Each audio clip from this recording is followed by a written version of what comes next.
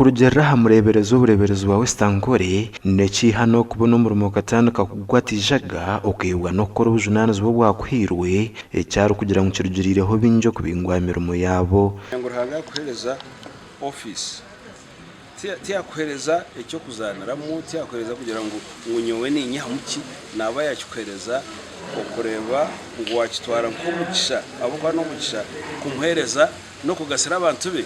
Omurebereza bire nakwasa general manager wa Ageihangwe komisiya office okutandika gukora ezi lesente z'abantu zo bw'umututu yaabo z'uruga nibeyiza ngo bazikuze zibakuze namushaba ngo arebe ngo yabo mwesubwa kandi yakora umurimo uguruhanga yamukwata no gutwamukwata umuzina ariye ekanisa. Kindly work with your team, with your members, with the rest of the management team. Support them, and I want to show you they will support you. It is a very great team, and if we continue on this trajectory of growth, we shall be able to make it to where we want to be.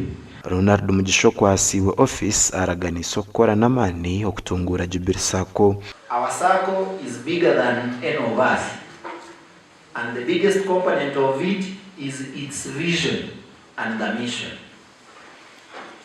We shall do whatever is in our means to uphold this, promote it, and take it there.